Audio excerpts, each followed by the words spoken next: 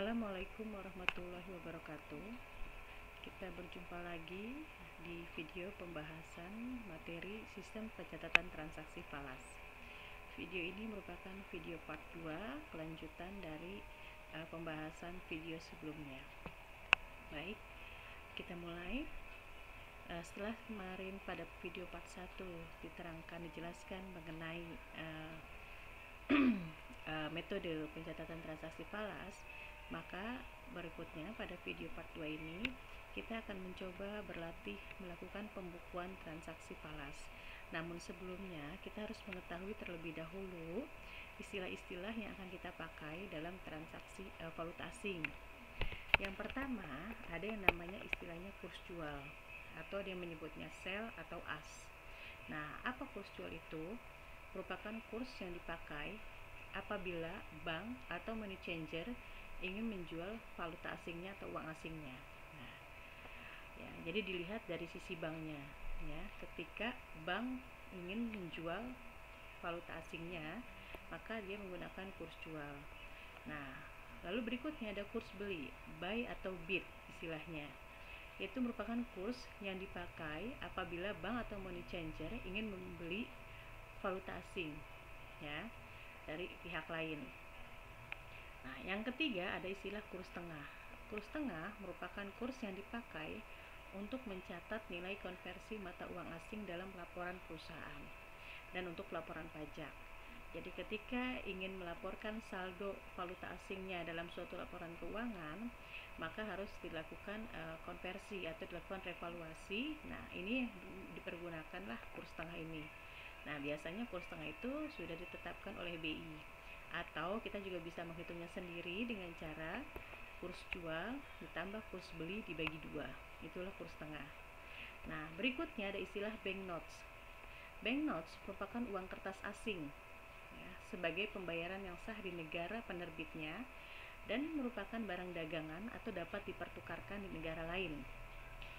Suatu banknotes bisa valuta asing bisa menjadi banknote atau kita dapat dipertukarkan jika memiliki catatan resminya di Bank Indonesia.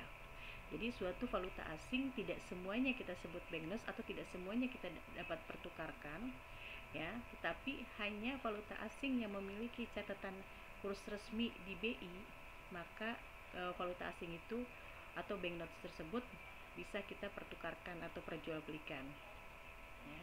Dan pastinya tidak dalam berbentuk uang logam. Cirinya banknotes merupakan uang kertas asing. Nah, kurs jual dan kurs beli ini selalu ingat, ya, diartikan melalui sudut pandang bank atau money changer. Jadi, ya, misalkan kita nasabah ingin menjual dolar kita, maka kita harus melihat dari sisi banknya. Maka sisi bank bertindak sebagai pembeli, maka berlakulah kurs beli, ya. Nah, ketika kita ingin membeli valuta asing dari bank, maka lihatlah dari sisi banknya. Berarti bank akan mengenakan kurs jual. Oke, itu ya. Oke, kita masuk ke pembukuan transaksi falas.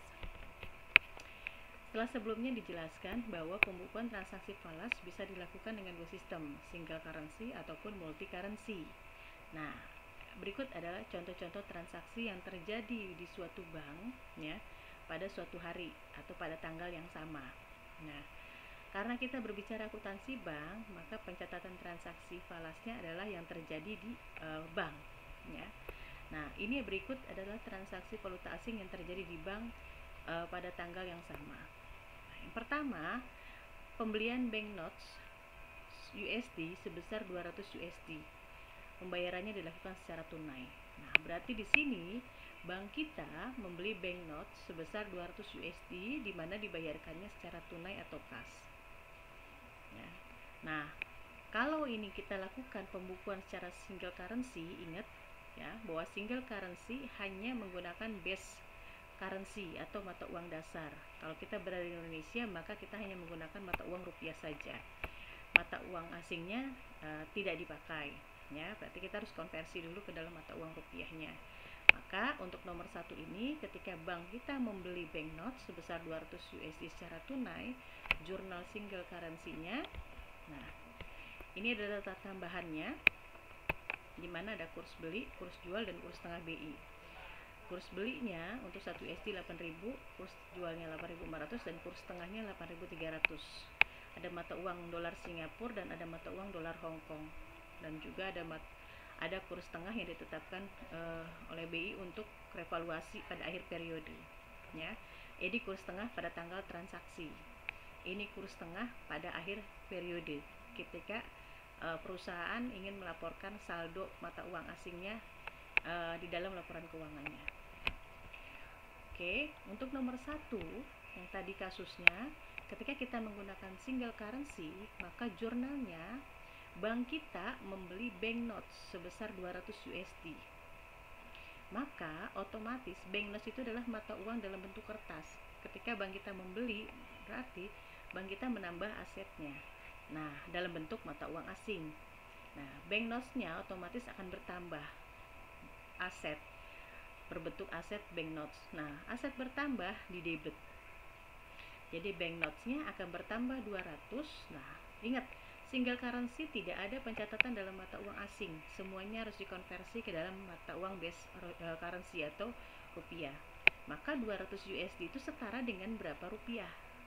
Kita kalikan dengan kurs tengahnya.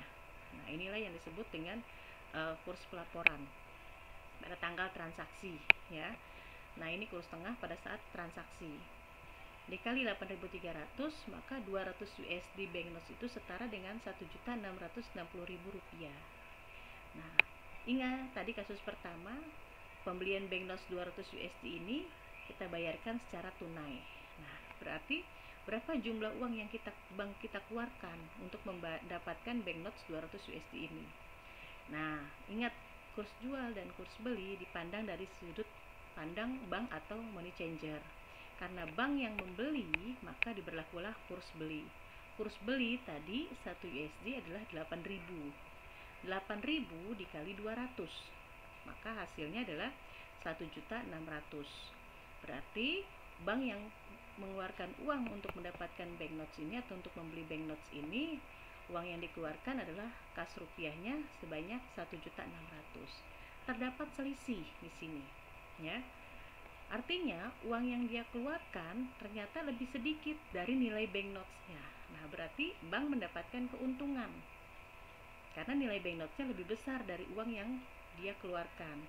Nah, selisihnya ini kita sebut dengan keuntungan selisih kurs kredit, ya. Jadi ini adalah jawaban atau jurnal untuk kasus nomor 1. Oke, kita masuk ke kasus nomor 2. Nasabah menyetorkan rupiah secara tunai untuk keuntungan rekening giro USD-nya.